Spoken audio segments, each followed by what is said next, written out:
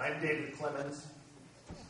On behalf of the MPC Guest Authors Committee, the MPC Theater staff, the MPC Foundation, and the Monterey County Herald, welcome to tonight's special reading by Robert Pinsky.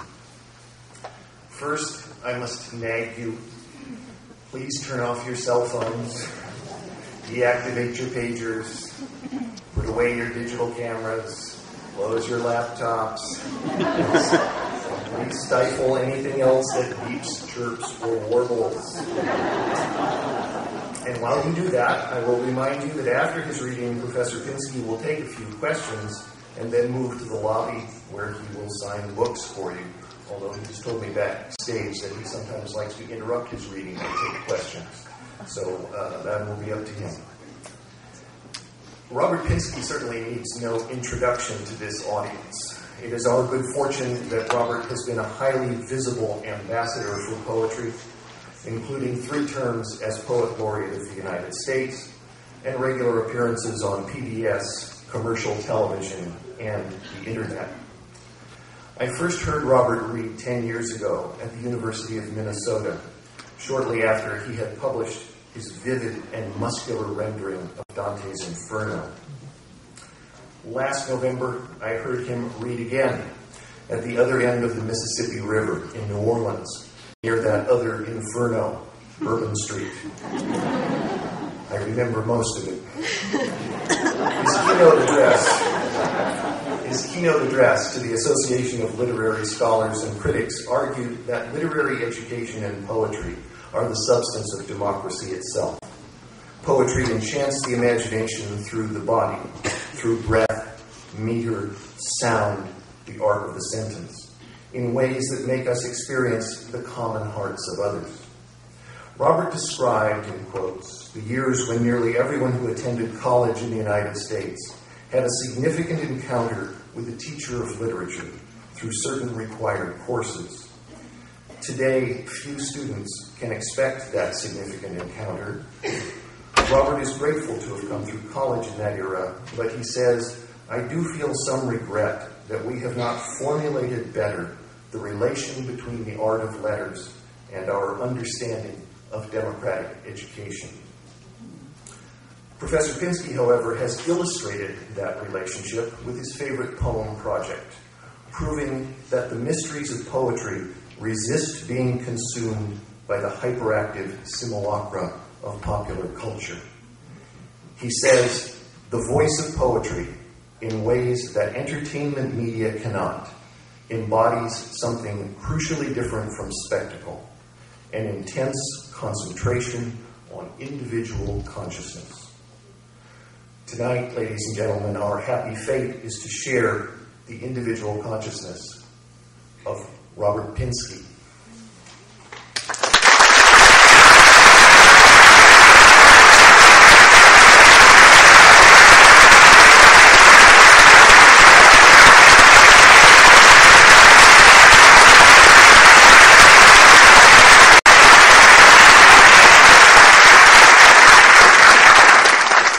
Thank you very much. I'm going to read poems to you tonight, but the wonderful introduction by David Clemens inspires me to maybe do a little 5 or 10 minute version of that keynote address he was talking about in beautiful and infernal New Orleans, and maybe fill in some of the things he was saying about poetry and democracy. I'll try to tell you in a brief form my notion of poetry. In my opinion, the medium for a poem is not words. The medium of a poem is not images. The medium for a poem is not lines. Let me digress about the word medium. We speak about the news media, the medium of newspaper and print, the medium of magazines, the medium of television, the medium of film, the medium of video, the digital media, each medium? Well, I'll give you some other examples of the word medium. We speak of the person who goes into a trance and chants somebody dead.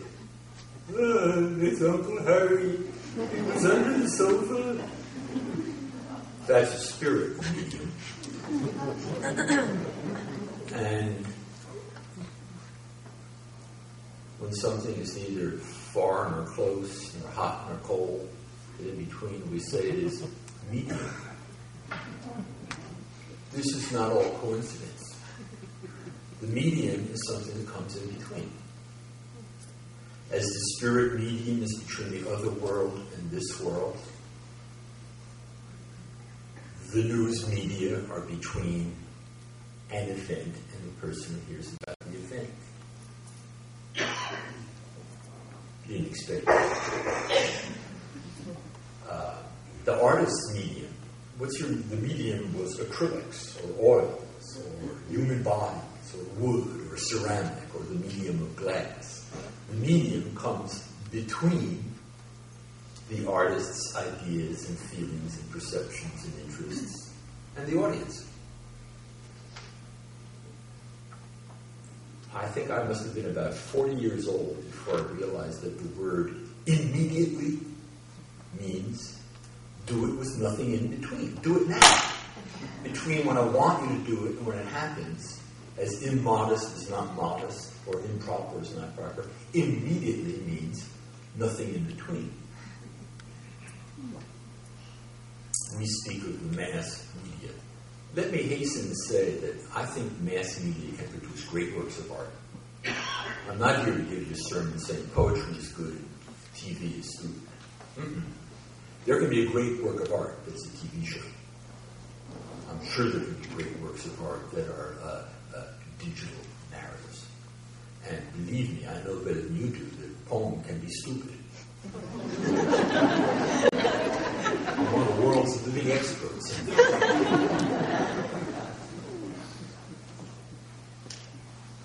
But when I say to myself, what is the medium for a poem?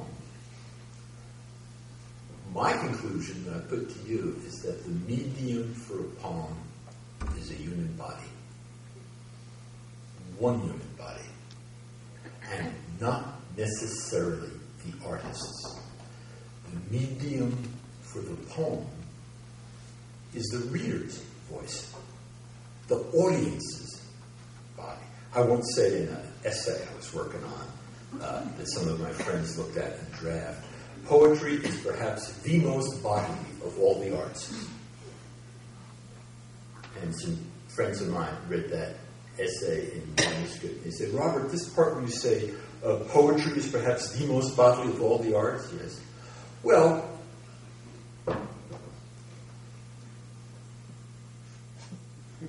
dancing.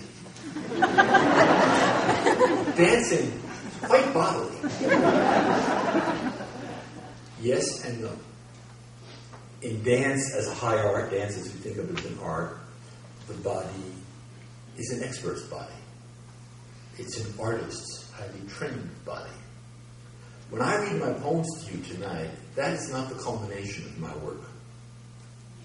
It's not me performing it, trying to impress you with my personality or how much I've suffered or something. It's not Sir John Gielgud reading the poem in a beautiful accent. Or a skilled rap artist performing like a singer. It's whoever says further in summer than the birds, or here I'll do a poem for you. In the 17th century, Ben Jonson wrote this poem. It's from the celebration of Caris. It's his excuse for loving. His excuse for loving by Ben Jonson. Let it not your wonder move, less your laughter that I love.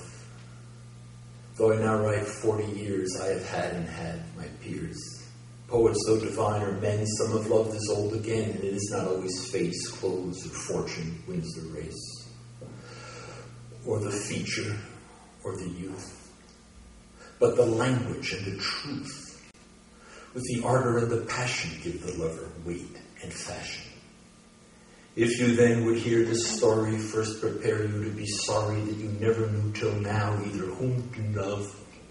If you then would hear this story, first prepare you to be sorry that you never knew till now either whom to love or how. But be glad along with me when you learn that this is she, of whose beauty it was sung, she shall make the old man young, keep the middle-aged stay, and let nothing high decay, till she be the reason why all the world for love may die. Pretty good. It is a wonderful poem. So natural. Written all those hundreds of years ago. And he says, if you then would hear the story, first prepare you to be sorry that you never knew till now either whom to love or how. But be glad along with me when you learn that this is she of whose beauty it was sung, she shall make the old man young, keep the middle-aged stay, and let nothing high decay, till she be the reason why all the world for love may die. It's so plain, it's like he's speaking to you. And all the time the man is writing in the meter of Twinkle, Twinkle, Little Star.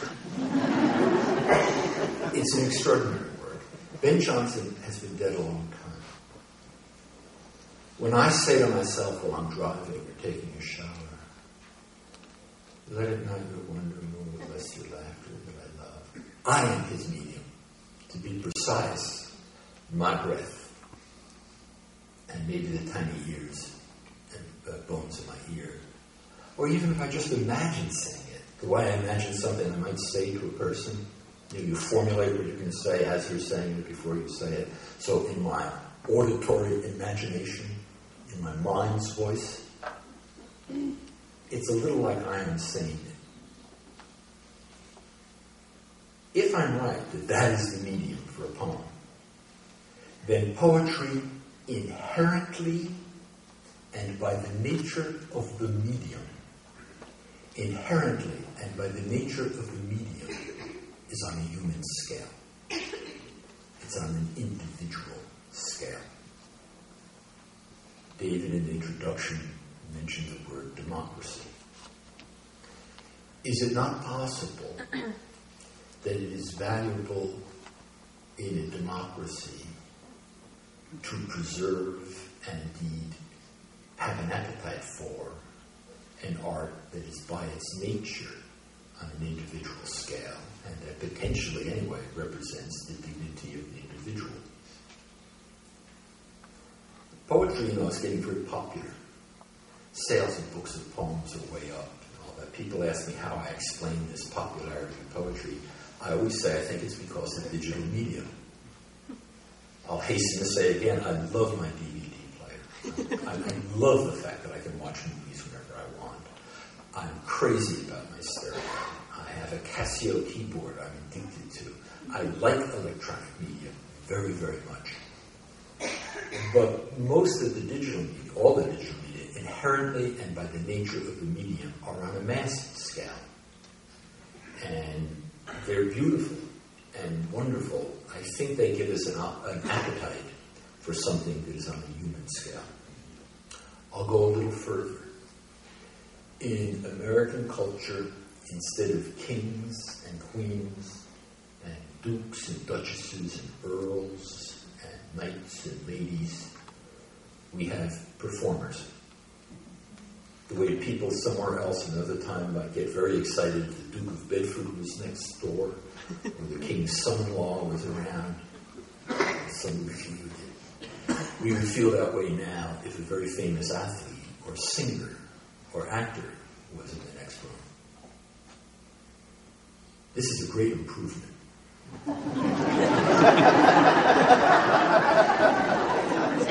Far better to admire somebody because they're great looking or they can sing very well or they can throw a ball like hell than because of who their great-great-great-grandfather was. It is an improvement, but still. Take an image of someone singing and dancing. I press a button and millions of copies of it go to Brazil and Tanzania and Australia and Belgium, all exactly alike. Nor could you ever see that performance in any room. It's created partly in a studio. Is it perhaps valuable And is there perhaps an appetite that finds it fundamental as part of the evolution of the animal? When the animal learned to cooperate not only with its peers by grunting, not only with its peers, but arranging the grunts into cadences and rhythms, so that you, not just horizontally, but vertically, you can learn from the ancestors and say to the descendants, where's the best food at what time of year, what are the best marriage customs, the best burial customs. If that goes so far back in making us who we are, and if it is related to the idea of democracy, it's fundamental. I actually think it's so fundamental that it's an appetite. It's not that poetry will die or live, the arts do die.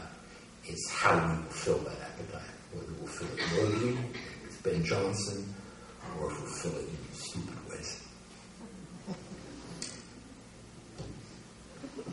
That's the sermonette.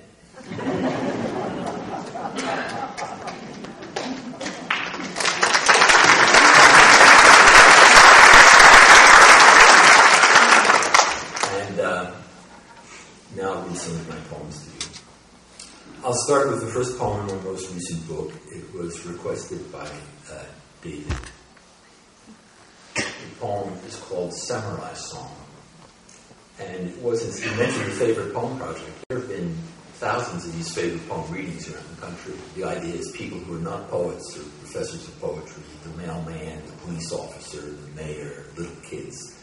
You have 12 or 15 of them up here, and they each read something they love by Gerard Manley Hopkins or Emily Dickinson or whoever, and say about why they like it. That's what's on the videos in the anthology, Invitation to Poetry. And I've been to dozens of these. We had one in the White House. Then President Clinton read Ralph Waldo Emerson's Conquered Hymn. Hillary Clinton read a poem by Howard Nemeroff called The Makers. We had kids from the Duke Ellington School who read Langston Hughes, a disabled war veteran. He didn't say anything about his poem that he read. Just at the end, he made his voice very strong. He said, "And I have miles to go before I sleep. And I have miles to go." This guy in a wheelchair. He said he's far from finished living, though he doesn't walk. I went to one of these in a small town in Kansas. And they are great events. We had a big one at Town Hall in New York. Mike Wallace read a very handy job of To His Last Duchess. Jimmy Breslin reading Yeats in his Queen's accent. Twining and twining in the widening giant. The falcon, can I hear the falcon?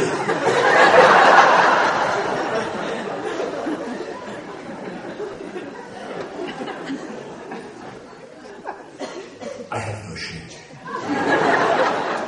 At one of these in Kansas, I saw a man who was a welder by profession read a 14th century Japanese poem. And I loved the formula of the poem. The front of the poem started like this, that, like this, that, like this, that. And I liked it so well that the airplane on the way home from Kansas, I stole it. Samurai Song. When I had no roof, I made audacity my roof. When I had no supper, my eyes dined. When I had no eyes, I listened. When I had no ears, I thought. When I had no thought, I waited. When I had no father, I made care my father. When I had no mother, I embraced order. When I had no friend, I made quiet my friend. When I had no enemy, I opposed my body. When I had no temple, I made my voice my temple. I have no priest, my tongue is my choir. When I have no means, fortune is my means. When I have nothing, death will be my fortune. Need is my tactic. Detachment is my strategy. When I had no lover, I courted my sleep.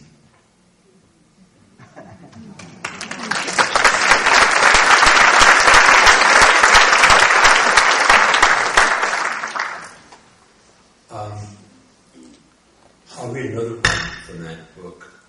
This poem is even shorter. This poem contains 26 words, and the words are arranged in alphabetical order.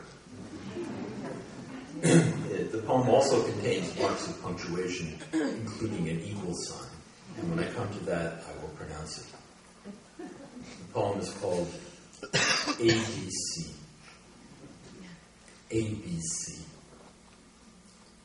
Anybody can die, evidently. Few go happily, radiating joy, knowledge, love. Many need oblivion, painkillers, quickest respite, sweet time unafflicted, various world, X equals your zenith.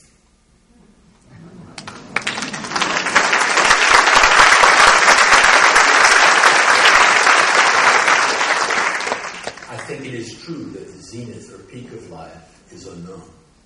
Thank God. It would be awful, wouldn't it, to know that some particular moment, that was the peak. down from there.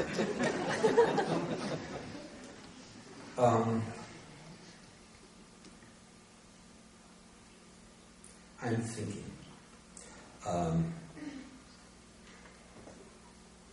Here's a poem that was mentioned to me as one that somebody in the faculty here likes very much. At some point, I got very interested in the idea of the ode, the poem addressed to something.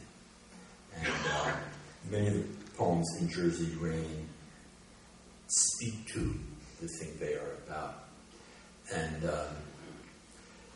this poem is called To Television. And in line with what I told you about honoring and respecting electronic media, I try not to take any of the poses towards television. I try not to be scornful and dismissive. There's an academic fashion to be rather slavish of it, worship it because it's so powerful. I try to take a balanced view of television. It occurred to me that television, if it had a patron god, it would be one of my two favorite gods. One of my favorite gods are Shiva and Hermes. And Hermes, the deity is the god of thieves, among other things. He's the messenger who guides the souls of the dead. And that Hermes invented musical instruments? The day he was born, he stole his brother Apollo's cattle. And Apollo eventually tracked him down and realized and though they were gods, he was afraid his brother was going to beat him up or punish him. And to placate his brother, he took the shell of a tortoise. In some versions, it's rather violent. He has to kill the tortoise. And he strings the shell either with linen or with the guts of a rabbit. And it's a lyre. It's the first string instrument. And Apollo's so charmed by it, he forgets he's god of music after all. He forgives his kid brother. And it occurs to me that television, it's this hollow case with threads and wires and phones inside. That wasn't the poem. That was the poetry reading chatter that precedes it. This is the poem. To television. Not a window on the world, but as we call you, a box, a tube. Terrarium of dreams and wonders. Coffer of shades. Ordained cotillion of phosphors or liquid crystal. Homey miracle. Tub of acquiescence. Vein of defiance. Your patron in the pantheon would be Hermes. Raster dance. Quick one. little thief, escort of the dying, and comfort of the sick.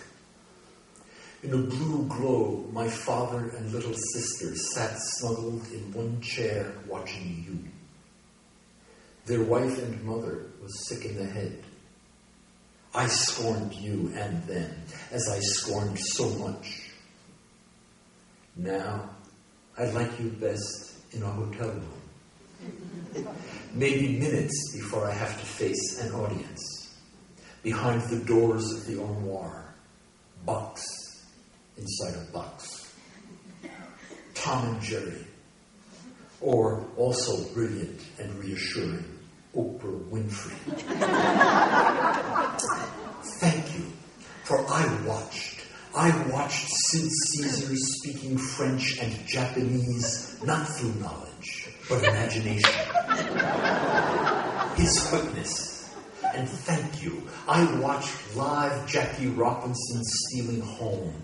That image, oh strung shell, enduring, fleeter than light, like these words we remember him. They too are winged at the helmet and ankles.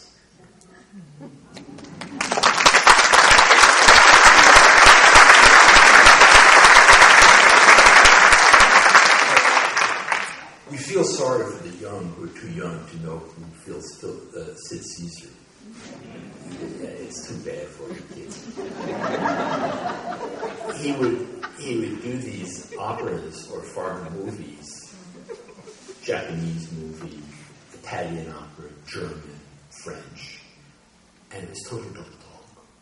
So beautifully done that even people who knew the languages would think, I didn't think he's got a funny act. I didn't quite get it. His ear was that good. To me, that is so much more impressive than actually knowing those languages. Which is because of the whole story. That's all you need to know about me. I'll read another ode from this book. I say that my father and sister watched TV and their wife and mother was sick in the head. It was a crucial event in my childhood when I was around 11 years old. My mother fell on her head. And somebody who had always been a little difficult and eccentric became for many years what Sid Caesar or his acolyte would call very, very, very, very nervous. And I'm never sure how much to treat this as comedy or as tragedy. Well, you fall on your head? Well, yes. You ought to see a psychiatrist. Very much. But it wasn't a social milieu or an economic class where that was much done. And very typically, I was the only one in the family not present when she fell. She had just handed the baby, my brother, to our father, and my sister was present, and she stepped out somewhere where she shouldn't have, went down. And my sister, who's 5 years younger than me, has no memory of that fall. She knows she was there, but she can't remember it. And she told me that her first memory of the fall was they were carrying my mother home. They didn't know if she was dead or alive, what was going to happen. And as they came into the apartment, they saw me with my back to them. It's like a symbol. With my back to them, playing the piano. It was a very weird piano that I loved very much. And Susan's first memory was thinking, now Robert's going to know. Now he's going to know that our mother fell. So she, in a way, she gave me the poem by giving me that image of me, and I just loved that piano. It was a very important object to me. The green piano. Aeolian. I won't interrupt myself anymore, but that's the first word in the poem. That is a trademark. It's a brand name. It's a make of piano. The green piano. Aeolian. Gratis. Great thunderer.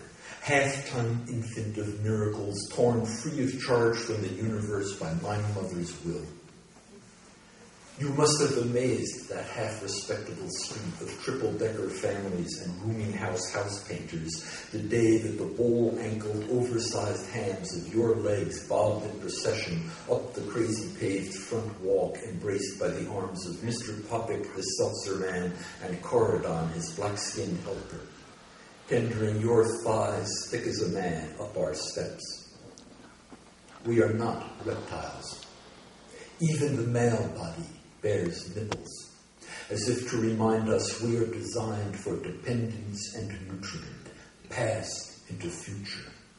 O Europe, they budged your case, its ponderous guts of iron and brass, 10 kinds of hardwood and felt, up those heel-pocked risers and treads, splintering tinder. Angelic nurse of clamor, yearner, tinkler, dominator, O elephant, you were for me. When the tuner, Mr. Otto van Brunt, pronounced you excellent, despite the cracked sounding board, we obeyed him and swabbed your ivories with hydrogen peroxide. You blocked a doorway and filled most of the living room. The sofa and chairs dwindled to a ram and blues, cowering. Now the colored neighbors could be positive that we were crazy and rich, as we thought the people were who gave you away for the moving out of their carriage house. They had painted you the color of pea soup. The drunk man my mother hired never finished antiquing you, ivory and umber, so you stood half done, a throbbing, mistreated noble, genuine, my mother's swollen livestock of love, lost one, unmastered. You were the beast she led to the shrine of my genius, mistaken. Endlessly I bombed according to my own chord system, humoresque, the talk of the town. What did I say? Then one day they painted you pink. Pink is how my sister remembers you, the Saturday afternoon when our mother fell on her head. Dusty pink as I turn on the bench in my sister's memory to see them carrying our mother up the last steps and into the living room, inaugurating the reign of our confusion. They sued the builder of the house she fell in. With the settlement, they bought a house at last, and one day when I came home from college, you were gone, O mahogany breast, who nursed me through those years of a concussion. And there was a crappy little Baldwin Acrosonic in your place, gleaming, walnut shell. You were gone, the spoiled one, pink one, forever green one, white and gold one, comforter, a living soul.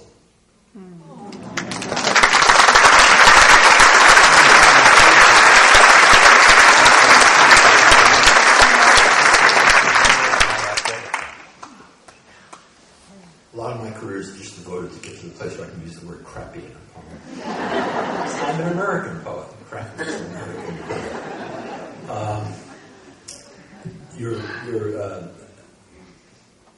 It's maybe a little show-businessy thing to say, but you're very nice. You've been very nice to me, and I hope, pay you back and not punish you by reading a poem that takes a bit of time to read. It takes a bit of energy, and it'll be, maybe I'll do a couple more after. This will take 10 or 12 minutes to read. It's a longish poem. It contains 2 jokes. And when I say jokes, I don't mean witty remarks. I mean like the Pope, an optometrist, and a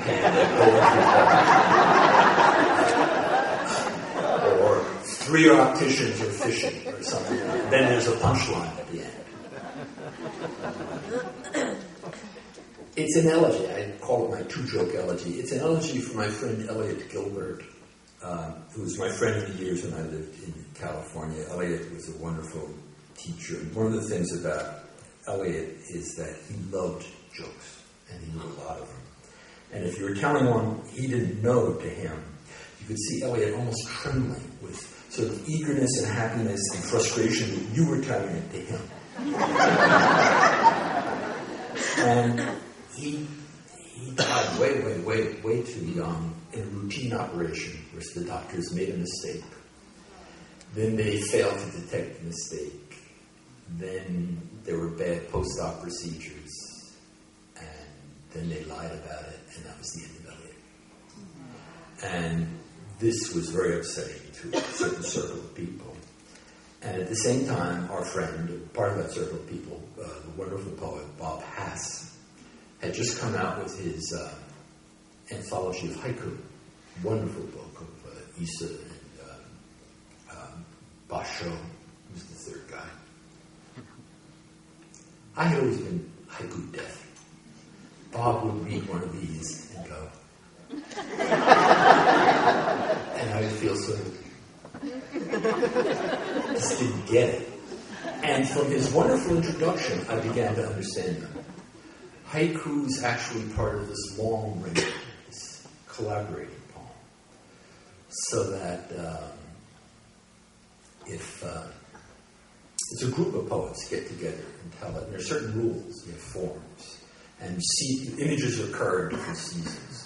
So if you do a February poem, and you say, coming down in the airplane in a drizzle, tiny, tiny bubbles dance along the window and fly the other way from the airplane. I'm improvising. So you do that for February, and then I get March, and I say, first day of spring, Milford's birthday. His eyes move around the room, looking at his children like little tiny bubbles in the champagne. So you see this image goes through. This is exactly what joke tellers are like. People, I mean, by joke tellers, I mean Southerners or Jews or some group of people that likes to tell jokes. If you tell one that does have an optometrist in it, and your optometrist is Italian, I think one about an Italian dentist. So the dentist had a dog, so you think of the dog. So they're linked.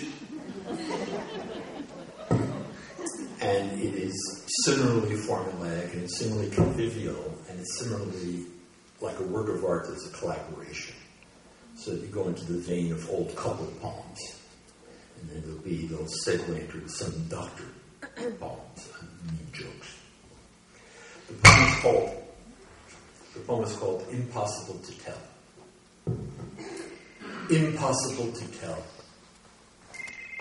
To Robert Hass, and in memory of Elliot Gilbert. Slow dulcimer, gavotte and bow. In autumn, Basho and his friends go out to view the moon. In summer, gasoline rainbow in the gutter. The secret courtesy that courses like ichor through the old form of the rude, full-scale joke. Impossible to tell in writing. Basho, he named himself. Banana tree. Banana after the plant some grateful students gave him, maybe in appreciation of his guidance, threading a long night through the rules and channels of their collaborative linking poem, scored in their teacher's heart. Live, rigid, fluid, like passages etched in a microscopic circuit. Eliot had in his memory so many jokes, they seemed to breed like microbes in a culture inside his brain. One so much making another, it was impossible to tell them all. In the court culture of jokes, atop banana. Imagine a court of one. The queen, a young mother, unhappy, alone all day with her firstborn child and her new baby in a squalid apartment with too few rooms, a different race from her neighbors. She tells the child she's going to kill herself. She broods. She rages. Hoping to distract her, the child cuts capers. He sings. He does imitations of different people in the building. He jokes. He feels if he can keep her alive till the father gets home from work, they'll be okay till morning. It's laughter versus the bedroom and the pills. What is he in his efforts but a courtier? Impossible to tell his whole delusion. In the first months when I had moved back east from California and had to leave a message on Bob's machine, I used to make a habit of telling the tape a joke. And partway through, I would pretend that I forgot the punchline, or make believe that I was interrupted, as though he'd be so eager to hear the end, he'd have to call me back. The joke was Eliot's, more often than not. The doctors made the blunder that killed him sometime later that same year. One day, when I got home, I found a message on my machine from Bob. He had a story about two rabbis, one of them tall, one short. One day, while walking along the street together, they see the corpse of a Chinese man before them, and Bob said, "Sorry, he forgot the rest." Of course, he thought that his joke was a dummy.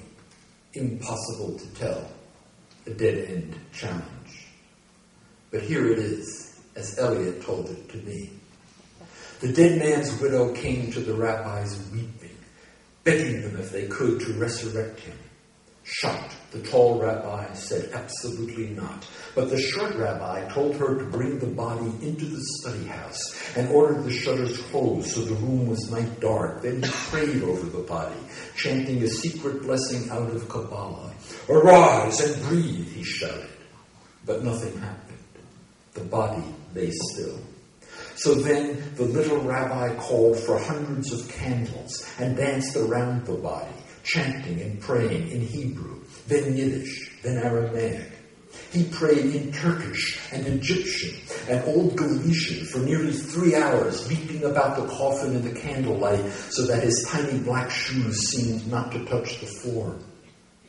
With one last prayer, sobbed in the Spanish of before the Inquisition, he stopped, exhausted, and looked in the dead man's face. Panting, he raised both arms in a mystic gesture and said, "Arise and breathe." And still the body lay as before.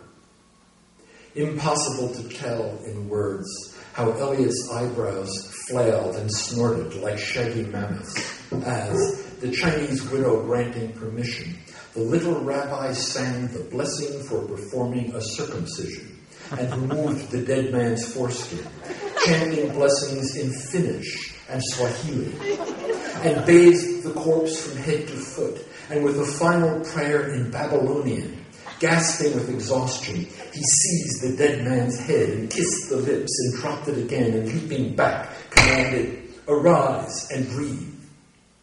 The corpse lay still as ever.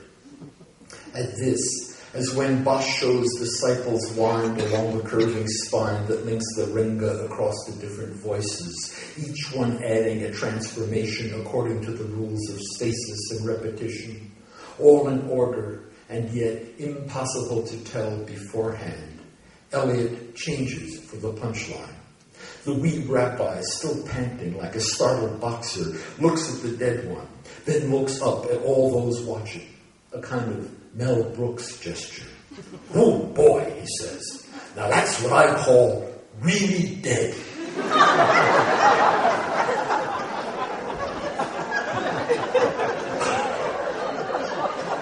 O mortal powers and princes of earth, and you immortal lords of the underground and afterlife, Jehovah, Ra, Balmora, Hecate, Pluto, what has a brilliant living soul to do with your harps and fires and boats, your bric-a-brac and troughs of smoking blood? Provincial stinkers, our languages don't touch you. You're like that mother whose small child entertained her to beg her life.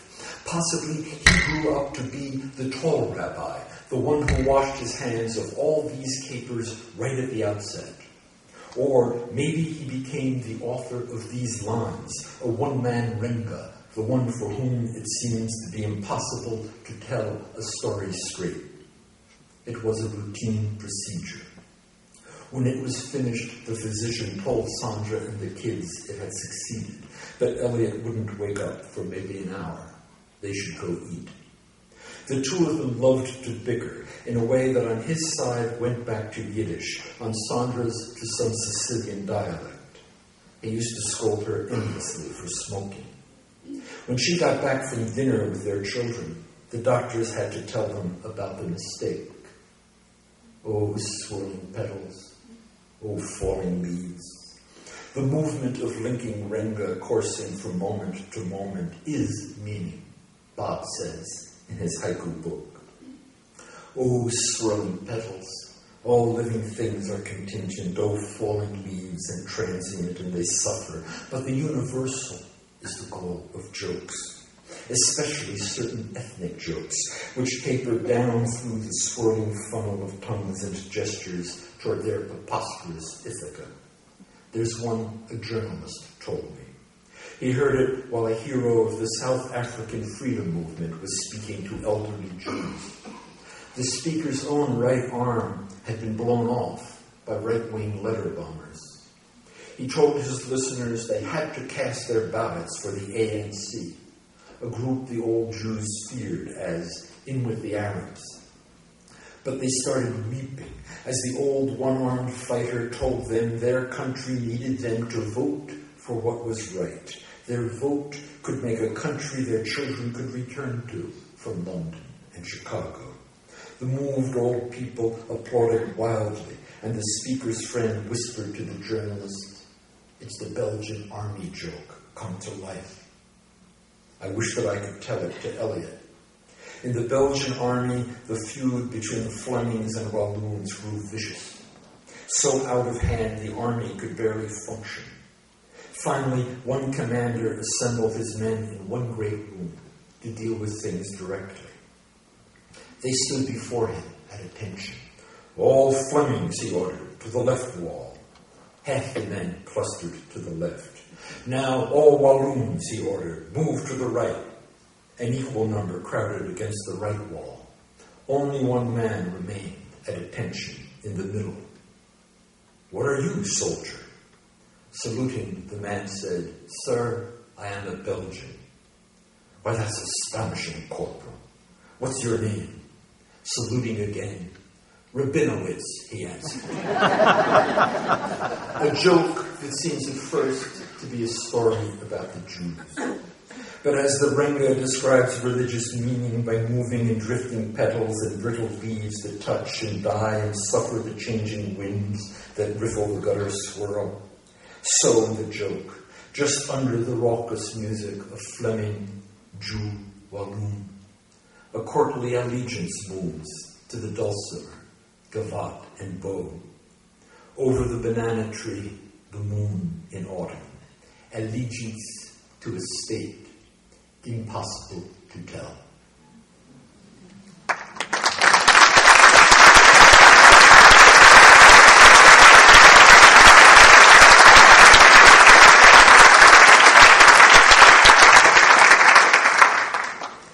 I'll read one short poem to you.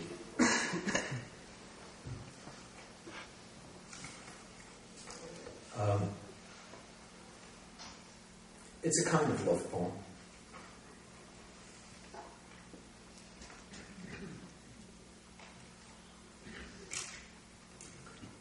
It's called Antique. It's been published in a magazine, hasn't been in any book yet. 16 lines. Antique. I drowned in the fire of having you. I burned in the river of not having you. We lived together for hours in a house of 1,000 rooms, and we were parted for 1,000 years. 10 minutes ago, we raised our children, who cover the earth and have forgotten that we existed. It was not Maya. It was not a ladder to perfection. It was this cold sunlight falling on this warm earth. When I turned, you went to hell. When your ship fled the battle, I followed you and lost the world without regret, but with stormy recriminations. Someday, far down that corridor of horror, the future, someone who buys this picture of you for the frame at a stall in a dwindled city will study your face and decide to harbor it for a little while longer from the waters of anonymity, the acids of breath. Thank you.